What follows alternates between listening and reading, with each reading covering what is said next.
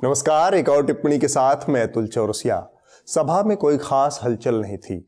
धृतराष्ट्र उचाट दिख रहे थे, सेवक पंखे झल रहे थे, लेकिन गर्मी ने चित्त को बेचैन कर रखा था। खस के शरबत से भी तबीयत को कोई तरावट नहीं मिल रही थी। संजय भी किसी सोच में डूबे हुए थे।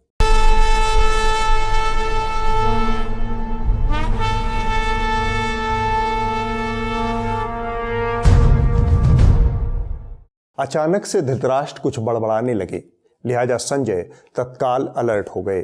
बात जो समझ आई कुछ यूं थी, ये कैसा अपशकुन का धुआं चारों तरफ उठ रहा है।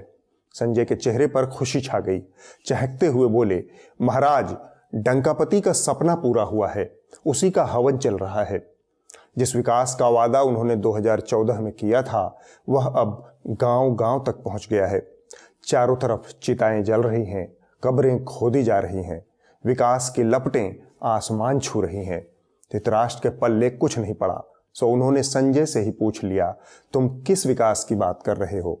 संजय ने ज्यादा बोलने से परहेज करते हुए एक वृत्त चित्र धृतराष्ट्र के सामने चला दिया। देख तो सकते नहीं थे, लेकिन डंकापति की आवाज को तुरंत पहचान गए। गांव में अगर कब्रिस्तान बनता है तो गांव में स्मशान भी बनना चाहिए। बेटे, गांव में अगर कब्रिस्तान बनता है तो गांव में स्मशान भी बनना चाहिए। यह सुनकर धृतराष्ट्र की जुबान तालू से चिपकने लगी। संजय से बोले, अब श्मशान और कब्रिस्तान देश के विकास का पैमाना बन चुके हैं।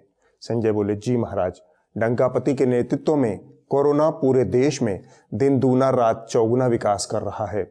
रियाया अस्पताल में एक अदद बेड के लिए रिरिया रही है, लेकिन क्या मजाल कि डंकापति विकास के रास्ते से टस से मस हो जाएं। वो फुल ऑन उत्सव के मूड में है। ताली थाली और दिया बत्ती के बाद अब उन्होंने टीका उत्सव का आयोजन किया है। मैं एक सुझाव देता हूं, क्योंकि ये कभी कभी वातावरण बदलने के लिए चीजें बहुत काम आती हैं।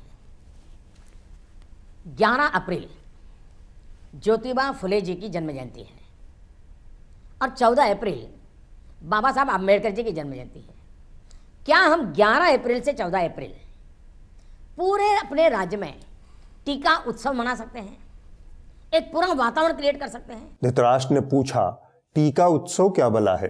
संजय ने समझाते हुए कहा, 4 महीने पहले जब कोरोना सुस्ताने लगा था और देश में वैक्सीन बनने लगी थी, तब डंकापति अपने देशवासियों को टीका लगाने की बजाय दुनिया भर के सप्लायर बन गए थे। वसुधैव कुटुंबकम वाले ठहरे। अब कोरोना नई ताकत से लौटा है और टीके की किल्लत पूरे देश में हो चुकी है। तब उन्होंने घोषणा की है कि टीका तो नहीं है, लेकिन टीके के उत्सव से काम चला लीजिए। वैसे भी अब तक जनता ताली थाली और दिया बत्ती के उत्सव से ही काम चला रही थी। धृतराष्ट्र तमतमा कर बोले, संजय, जिसे तुम वसुधैव कुटुंबकम कह रहे हो, उसे असल में हवस कहना चाहिए। प्रचार और निकम्मेपन की हवस। इस हवस को सिर्फ फर्जी उत्सवों से ही छुपाया जा सकता है। डंकापति ने तो पाखंड की पराकाष्ठा ही कर दी। संजय को पाखंड शब्द समझ नहीं आया, सो उन्होंने धृतराष्ट्र से कुछ इस अंदाज में स्पष्टीकरण मांग लिया। ये क्या बोले, मैं समझा नहीं। धृतराष्ट्र ने समझाया, पाखंड यानी हिपोक्रेसी।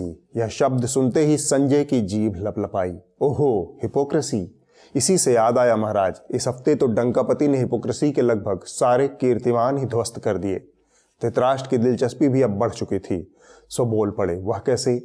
संजय ने आगे का हाल बयान किया। इसी शनिवार की बात है, सवेरे सवेरे शनिदेव को कड़वा तेल चढ़ाकर डंकापति ने 7:03 पर ऐलानिया कहा कि देश के जिन जिन हिस्सों में चुनाव हो रहे हैं, वहां जनता रिकॉर्ड संख्या में निकल पड़े, एक भी वोट बचना नहीं चाहिए। और 8:50 पर डंकापति का हार्डवेयर थोड़ा गड़बड़ा गया। उन्होंने ऐलान किया, बहुत हुआ कुंभ कुंभ, अब सब कुछ प्रतीकात्मक होगा। कोरोना को रोकना है। लेकिन दोपहर 12 बजते बजते उनका हार्डवेयर एक बार फिर से काम करने लगा। बंगाल के आसनसोल और गंगा रामपुर चुनावी सभा करने पहुंच गए और वहां तो उन्होंने हिपोक्रेसी की हद ही कर डाली। आज चारों तरफ मैंने ऐसी सभा पहली बार देखी है जी, पहली बार देखी है। अब बताइए, मेरी शिकायत मीठी है कि कड़वी है? आज आपने ऐसा दम दिखा दिया है, ऐसी ताकत दिखा दी है। मैं जहां देख सकता हूं मुझे लोग ही लोग दिखते हैं, बाकी कुछ दिखता ही नहीं है। क्या क्या कमाल कर दिया आप लोगों ने। संजय ने अपनी बात जारी रखी। भीड़ देखकर इन दिनों दो ही लोग खुश पाए जा रहे हैं महाराज, एक कोरोना का वायरस और दूसरा समस्त आर्यावर्त के पीठाधीश स्वयं डंकापति। इसी दिन के लिए एक महान विद्वान ने कहा था, हिपोक्रेसी की भी सीमा होती है। संजय ने एक बार फिर से मौके का फायदा उठाकर धृतराष्ट्र से ही पूछ लिया, महाराज यह हिपोक्रेसी की सीमा क्या होती है, आप ही मार्गदर्शन करें। धृतराष्ट्र बोले, व्यक्ति जब अपनी अकर्मण्यता, नाकामी और अक्षमता के उच्चतम अवस्था में पहुंच जाता है तब इस दर्जे की हिपोक्रेसी देखने को मिलती है।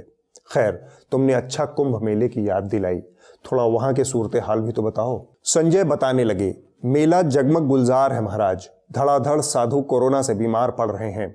लाखों धर्मालु जनता भी हरिद्वार से ताजा ताजा वायरस लेकर अपने गांव कूचे में लौट रही है। ताजा ताजा एडवाइजरी जारी हुई है, हरिद्वार कुंभ से लौटे लोगों से दूर रहें, वरना लोटे में हरिद्वार लौटने की नौबत आ सकती है। इस धमाचौकड़ी के बीच मेला देखने पहुंचे कुछ विदेशियों को इस दृश्य ने एक अलग ही उलझन में डाल दिया। बाबा जी की बूटी, बाबा जी की बूटी।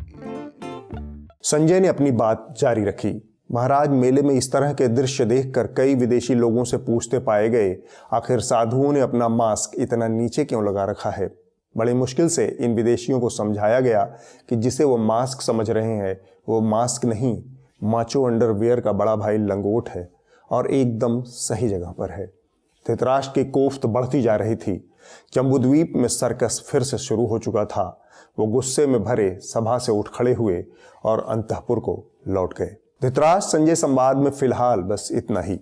पूरे देश में जैसे जैसे कोरोना का उत्पात बढ़ रहा है वैसे वैसे भाजपा के प्रवक्ताओं का अज्ञान और घमंड आपस में मिलकर एक अलग ही जहरीला माहौल बनाता जा रहा है।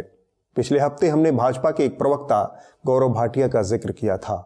इस हफ्ते उनसे भी दो पायदानों पर एक प्रवक्ता खड़ी हैं, नाम है संजू वर्मा।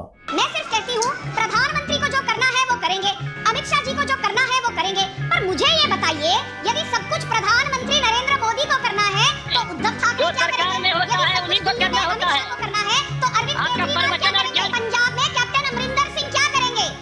हेल्थ जो है वो एक स्टेट सब्जेक्ट है, तो जो राज्य की सरकारें हैं क्या उनकी कोई भी जिम्मेदारी नहीं?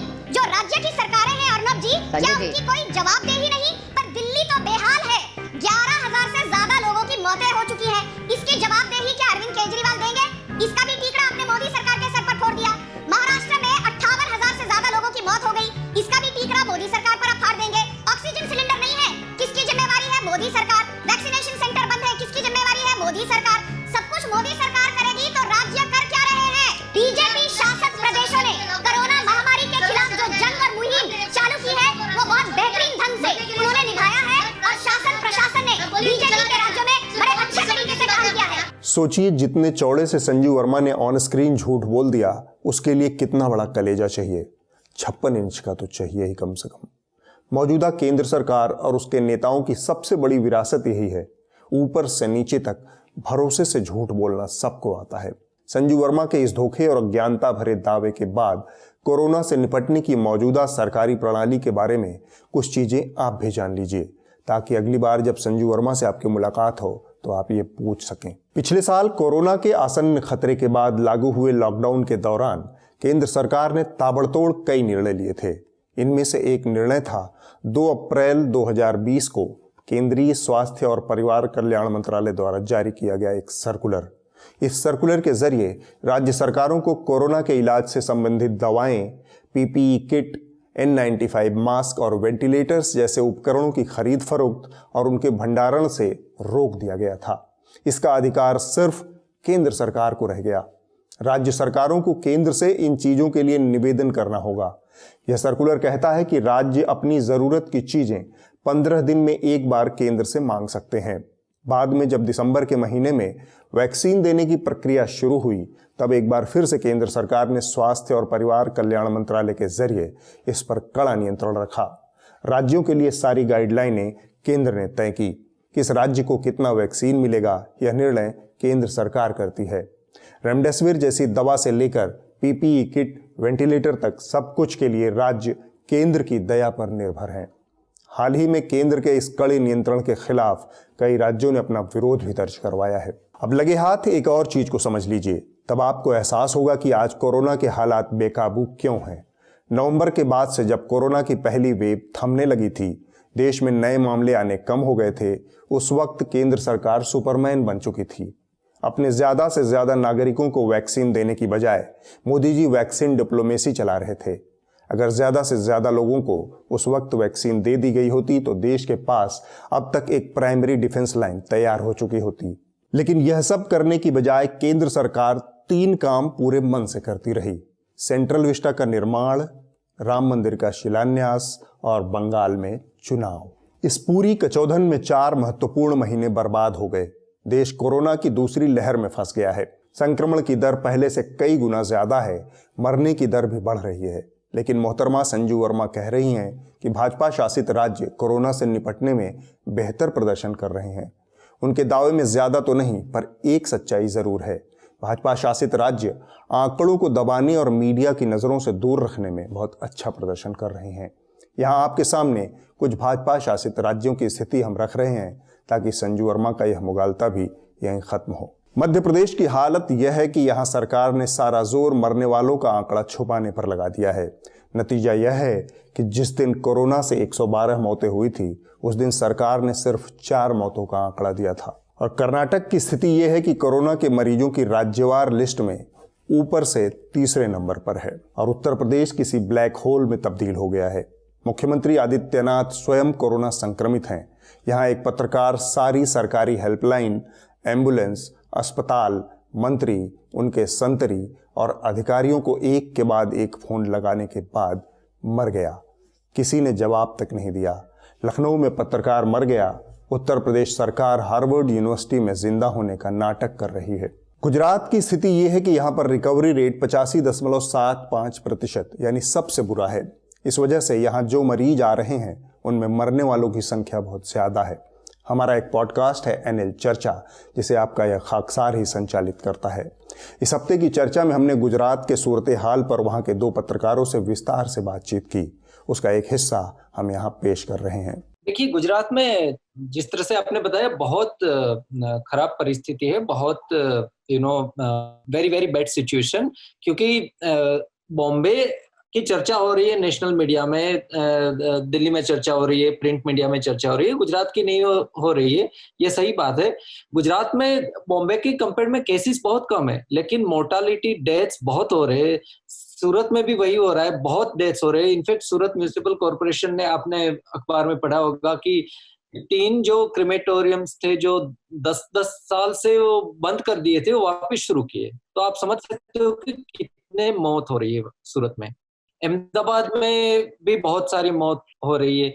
गुजरात का जिक्र यहाँ पर हमने इसलिए किया क्योंकि राष्ट्रीय मीडिया बहुत चालाकी से सारा ध्यान महाराष्ट्र पर केंद्रित करके भाजपा शासित राज्यों की बदहाली को छुपा रहा है। इसकी वजह यह है कि गुजरात मोदी जी का गृह राज्य है और मोदी जी मीडिया के सबसे बड़े पालनहार हैं। लिहाजा नेशनल मीडिया इस महामारी के दौर में भी बेशर्मी से खबरों को छपाने और दबाने के काम में लगा हुआ है।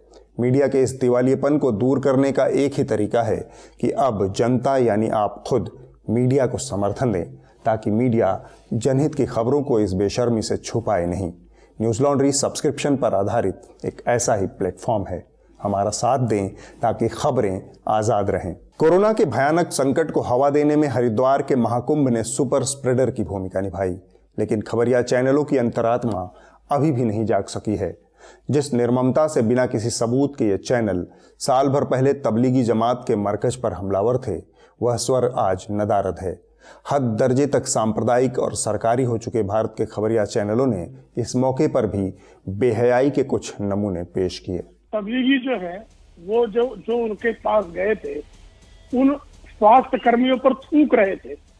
यहाँ जो कुंभ में लोग स्नान करने गए हैं, इसमें लगभग हर कुंभ के स्नानार्थी का कोरोना टेस्ट पहले अनिवार्य किया गया है और उसमें से कोई स्नानार्थी स्वयं को कोरोना टेस्ट देने पर किसी पे थूक नहीं रहा है कि कपड़े उतारकर नंगा नाच नहीं रहा है, बल्कि वह नियमों के पालन के प्रति स्वयं का आदर दिखा रहा है। खबरिया चैनल वाले तो कुंभ मेले की इस तरह से इज्जत बचाने में लगे थे, उधर बाबाओं ने कसम खा रखी थी कि हम तो डूबेंगे सनम, तुमको भी ले डूबेंगे।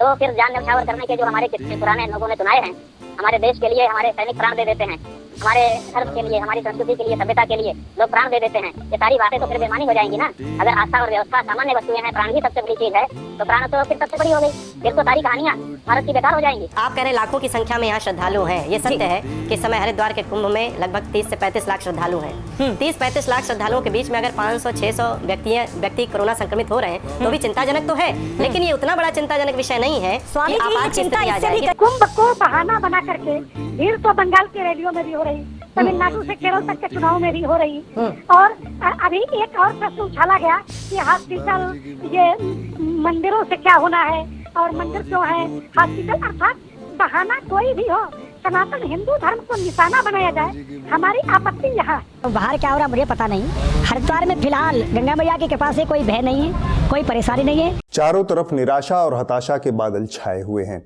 कहा जाता है कि आदमी जब मुसीबत में फंसा होता है तब उसके व्यक्तित्व के अनदेखे पहलू सामने आते हैं। मसलन किसने सोचा था कि किसी दिन सुधीर चौधरी कोरोना के माध्यम से कॉमेडी की कोशिश करेंगे, कुछ चुटकुले सुनाएंगे। उन्होंने गंभीर कोशिश की, पता नहीं बात उनके दर्शकों के दिल तक पहुंची या नहीं। जो चर्चाएं आजकल सोशल मीडिया पर चल रही हैं, जो शायद आपके चेहरे पर मुस्कुराहट ले आएंगी, वो भी हम आपको बताना चाहते हैं। देखिए क्या चल रहा है। पहला है, किसी ने लिखा है, ना इलाज है ना दवाई है, ए इश्क तेरे टक्कर की बीमारी आई है। जैसे इश्क के बारे में कहा जाता है कि इश्क का ना तो कोई इलाज है ना दवाई है, अब लोग कह रहे हैं कि ये जो नई बीमारी आई है, इश्क के टक्कर की पहली बार कोई बीमारी आई है कि हरिद्वार से लौटे इन लोगों से आप दूर रहें, वरना लोटे में आपको हरिद्वार आना पड़ेगा। गुजरात का एक महत्वपूर्ण अखबार है दिव्य भास्कर। हाल के दिनों में दिव्य भास्कर ने गुजरात के बर्बाद कोरोना के हालात पर जिस साहस और तथ्यात्मक तरीके से रिपोर्टिंग की है, वह प्रशंसा की हकदार है। देश का एक और बड़ा अखबार है दैनिक जागरण। इसके संपादक हैं संजय गुप्त। गुप्त जी जागरण के मालिक और संपादक दोनों हैं। गुप्त जी और जागरण एक मामले में rarest of the rare case हैं। गुप्त जी के यहाँ मालिक और संपादक साथ साथ जन्म लेते हैं। संजय जी मालिक सह संपादक की तीसरी पीढ़ी से आते हैं। विगत रविवार को उन्होंने अपने संपादकीय दायित्व का निर्वहन करते हुए एक संपादकीय लेख लिखा। वो हर रविवार बेनागा संपादकीय लेख लिखते हैं। इस रविवार का लेख इस मायने में खास है कि उन्होंने कोरोना की लहर से पस्त पड़े देश को जोश और ज्ञान देने के साथ साथ राहुल गांधी को विशेष तौर पर हिदायत दी है कि वो अपनी टीका टिप्पणियों से बाज आएं। ये राहुल गांधी ही हैं जिनके पास कोई कारगर उपाय नहीं होने के कारण यह देश आज कोरोना के संकट में फंसा हुआ है। बेहतर होगा कि वो चुप रहें। गुप्त जी के इस विलक्षण लेखन का धरती के समस्त जीवों ने करतल ध्वनि से स्वागत किया। आसमान से 33 करोड़ देवी देवताओं ने फूल बरसाए। देश में कोरोना के बेकाबू होने की वजह राहुल गांधी ही है। हिपोक्रेसी की भी सीमा होती है। राहुल गांधी किसको सलाह दें और क्यों दें? यहाँ एक व्यक्ति सत्ता के शीर्ष पर बैठकर सुबह कुछ और, दोपहर को कुछ और शाम को कुछ और बोलता है। लोकतंत्र में उसका भरोसा इतना कम है कि इतने गंभीर संकट में भी एक अदद सर्वदलीय बैठक तक नहीं बुला पाता है। गुप्त जी को यह सब मजाक लग रहा है। अब वक्त है इस हफ्ते की रिपोर्ट का। जो कही जा रही थी बातें कि अंदर में भी सोशल डिस्टेंसिंग का ख्याल रखा जाएगा। ट्रेनें तो खुल दी हैं, लेकिन कैसे स्टेशन पर thousands of the migrants workers in different groups walking. इस हफ्ते की रिपोर्ट बीबीसी हिंदी से है। यह कहानी मैसूर के रहने वाले सैयद इसाक की है। इसाक बीते कई सालों से मैसूर में एक लाइब्रेरी चला रहे थे। कुछ दिन पहले कुछ लोगों ने उनकी लाइब्रेरी में आग लगा दी। अब तक यह पता नहीं चल सका है कि आग लगाने वाले कौन लोग हैं, लेकिन एक बात आप लोग और जान लीजिए, इसाक लोगों को पढ़ाने लिखाने का काम कर रहे थे, लेकिन वे खुद ही अनपढ़ हैं। अदमिया सब दे डाले, 11,000 किताबें यहाँ हो गए। जुमेरात की रात को इसे हंगार डाले। ये एक अच्छा काम करने गए तो रुकावटें बहुत आती। ये पहाड़ के सर का ये एरिया वाले पूरे यहाँ गलीचा की डालते थे। मैं खुद मकरी में भर को, पंडली में भर को उसे लोड कर को अदमिया सब दे डाले। 11,000 किताबें यहाँ हो गए। जुमेरात की रात को इसे हंगार डाले। मंजे मेरे ऊपर गुस्सा रहता तो मंजे मार को ख़त्म करना था, मेरी फैमिली ख़त्म करना। किताबें एक ग्रंथा सबसे बेहतरीन, सबसे कीमती चीज़ भगवत गीता हो, कुरान हो, बाइबल हो, इससे बड़ी चीज़ कोई सी भी नहीं है दुनिया में, कोई सी भी चीज़ नहीं। इसे जला कर राख करे। अगले हफ्ते होगी एक और टिप्पणी। कोरोना के हालात बेहद चिंताजनक हैं। अपने घरों में रहें, कोरोना से बचाव के सभी उपायों का इस्तेमाल करें। नमस्कार।